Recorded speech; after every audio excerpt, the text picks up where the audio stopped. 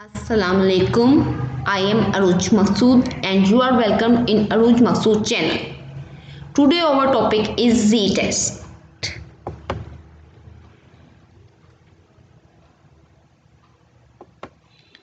सबसे पहले हम Z-test की डेफिनेशन देखते हैं।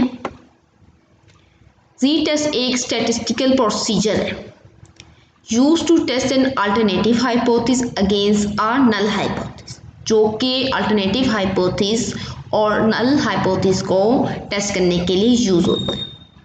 अगर हम इसकी प्रॉपर डेफिनेशन की तरफ आएँ तो Z test is any statistical hypothesis use to test whether two samples means are different when variance are known and sample is large. जब हमारे पास हम जी टेस्ट यूज होता है टू सैंपल्स मीन की इक्वालिटी को चेक करने के लिए। कब? जब हमें वेरिएंस नोन होता है और हमारा सैंपल साइज n30 से ग्रेटर होता है। Comparison of the mean of two independent group of sample taken from one population with known variance. यहाँ पर हम जी टेस्ट तब अप्लाई करेंगे जब हमने वेरिएंस पॉपुलेशन का नोन होगा। Difference between the null and alternative hypothesis. Z test की तरफ बढ़ने से पहले हम देखते हैं कि नल एंड अल्टरनेटिव हाइपोथेसिस में क्या डिफरेंस है। जो नल हाइपोथेसिस है वो एक ऐसी स्टेटमेंट है जो हम बनाते हैं और अज्यूम करते हैं कि ये ट्रू है, और अल्टरनेटिव हाइपोथेसिस एक ऐसी स्टेटमेंट है जो नल हाइपोथेसिस की कंट्राडिक्टरी बनती है। नल हाइपोथेसिस को हम रिप्रेजेंट करते हैं H0 से और अल्टरनेटिव हाइपोथेसिस को हम रिप्रेजेंट करते हैं HA से, और समटाइम हम इसे रिप्रेजेंट करते हैं H1 से। सिंबॉलिकली से हमारी क्या सिचुएशन क्रिएट होती है, जो सिंबॉलिकली हमारी सिचुएशन क्रिएट होती है वो ये होती है।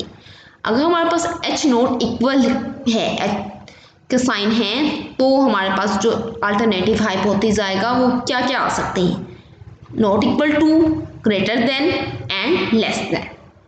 अगर हमारे पास null hypothesis greater than and equal to sign के साथ है तो हमारा अल्टरनेटिव हाइपोथेसिस ऑलवेज आएगा लेस देन साइन के साथ, और अगर हमारे पास नल हाइपोथेसिस लेस देन और इक्वल टू साइन के साथ है तो हमारा अल्टरनेटिव हाइपोथेसिस आएगा ग्रेटर देन साइन के साथ। जी टेस्ट में जी स्टैटिस्टिक्स कैलकुलेट करने के लिए जो फार्मूला यूज होता है वो ये। यहाँ पर एक्स बार रिप्रेजेंट कर रहा है मीन ऑफ सैंपल को, म्यू नॉट रिप्रेजेंट कर रहा है मीन ऑफ पॉपुलेशन को, सिग्मा रिप्रेजेंट कर रहा है स्टैंडर्ड डेविएशन ऑफ पॉपुलेशन को, और एन रिप्रेजेंट कर रहा है number of observations. Why we use large sample? हम लार्ज सैंपल क्यों यूज करते हैं? हमारे ज़हन में क्वेश्चन राइज होता है। जब हम कोई भी स्टैटिस्टिकल टेस्ट अप्लाई कर रहे होते हैं तो वी आर ट्राइंग टू जज the validity of null hypothesis, तो हम नल हाइपोथेसिस की वैलिडिटी को टेस्ट कर रहे होते हैं या जज कर रहे होते हैं, और हमारा जो सैंपल साइज है वो ऐसे है जैसे कि कोई विंडो हो घर से बाहर, जितनी बड़ी विंडो होगी उतना अच्छा हमें क्लियर व्यू नज़र आएगा। इसी तरह जितना बड़ा हमारा सैंपल होगा उतने अच्छे तरीके से हम पॉपुलेशन को रिप्रेजेंट कर सकेंगे, पॉपुलेशन के बारे में प्रिडिक्ट कर सकेंगे, पॉपुलेशन के बारे में बता सकेंगे कि हमारे पॉपुलेशन में ये सिचुएशन है। When do we use Z-test? Z-test किन कंडीशंस में अप्लाई होता है? Z-test की क्या असम्पशंस हैं अप्लाई होने के लिए? नंबर 1, जो सैंपल्स ड्रॉन हो वो रैंडम हो, यानी कि हमने नॉन रैंडम सैंपल्स ड्रॉन नहीं करने। जो हमारे सैंपल्स जिस पॉपुलेशन से ड्रॉन हो वो इंडिपेंडेंटली हो, यानी कि वो एक दूसरे पर डिपेंड ना करते हों या इंटरकनेक्टेड ना हो। स्टैंडर्ड डेविएशन इज नोन, हमारे पास जो स्टैंडर्ड डेविएशन हो यानी उनमें कितना वेरी कर रहे हैं ये बात हमें नोन हो, और नंबर ऑफ ऑब्जर्वेशन 30 से ग्रेटर। एग्जाम्पल्स जो हम जी टेस्ट के लिए शो कर सकते हैं। Number 1, A principal at a school claims that the student in his school are above average intelligence. जब हम कह रहे हों कि जो एक प्रिंसिपल क्लेम कर रहा है कि उसके स्कूल में जो स्टूडेंट्स हैं उनकी इंटेलिजेंस एवरेज से अबव है. A random sample of 30 students IQ score have a mean score of 112.5 if there is sufficient evidence to support the principal claim. The mean population IQ is 100 with the standard deviation of 15. Steps जो हम follow करते हैं जी test apply करने के लिए. सबसे पहले जो जी टेस्ट अप्लाई करने के लिए स्टेप यूज होता है, हम अपनी नल हाइपोथेसिस को स्टेट करते हैं. यानी कि हमारे पास यहाँ पर नल हाइपोथेसिस आ रहा है mu equal to 100.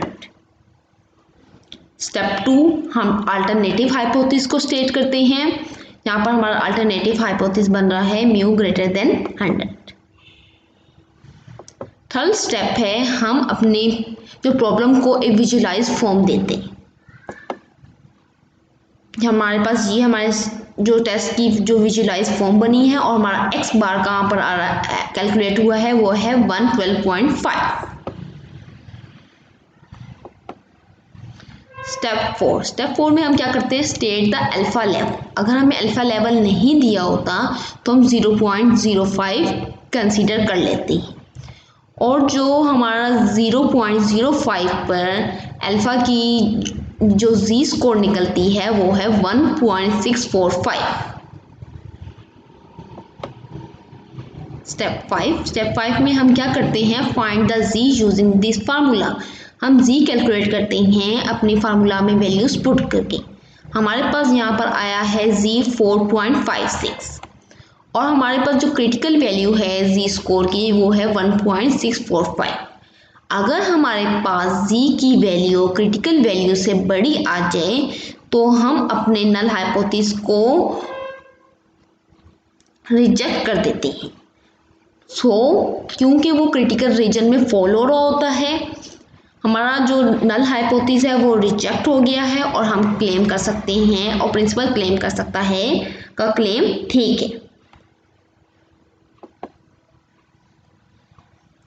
Ji test for 2 samples requirement. जो जी टेस्ट चूज होता है 2 सैंपल्स के लिए उसकी रिक्वायरमेंट्स क्या है. 2 normally distributed but independently population sigma is known.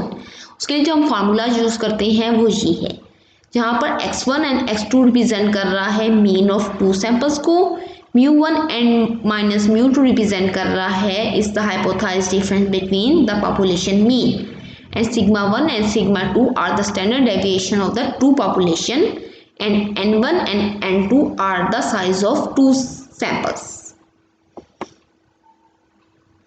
Example, जिसमें हम एग्जाम्पल यूज कर रहे हैं, the amount of a certain trace element in blood is known to vary with a standard deviation of 14.1 ppm. ये इसका unit है blood का. इसे हम कहते हैं पार्ट पर million for male blood donors and 9.5 ppm for female donor. कह रहे हैं जो मेल्स का जो ब्लड ग्रुप है जो वेरी कर रहा है, जो S1 है जो सिग्मा 1 है वो 14.1 है और फीमेल की 9.5 है. Random samples of 75 mails and 50 female donors. हमारे पास मेल्स हैं 75 और फीमेल्स हैं 50. यहाँ पर ये बात भी नोट करने वाली है कि जो हमारे सैंपल साइज है N1 एंड N2 वो डिफरेंट हो सकते हैं. ज़रूरी नहीं है कि हमने सेम साइज लेना है दोनों सैंपल्स के लिए. Of means 28 and 33 ppm respectively. जो मेल्स का ppm ब्लड ग्रुप है वो है 28 और जो फीमेल्स का है वो है 33.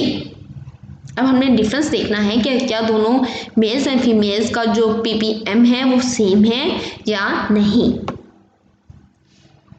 स्टेप्स जो हम फॉलो करेंगे इस प्रॉब्लम को सॉल्व करने के लिए, सबसे पहले हमें अपना नल हाइपोथेसिस सेट करना है जो कि μ1 इक्वल टू μ2 और अल्टरनेटिव हाइपोथेसिस हम कह सकते हैं μ1 डज नॉट इक्वल टू μ2, या हम इस तरह भी लिख सकते हैं μ1 minus μ2 is equal to 0. μ1 minus μ2 does not equal to 0. हम अपने फार्मूले में वैल्यूज पुट करेंगे और कैलकुलेट करेंगे, जो कि आया हमारे पास -2.37 और हमारे पास अल्फ़ा की वैल्यू थी 1.645, जो कि -2.375 ग्रेटर है 1.645 से। तो इस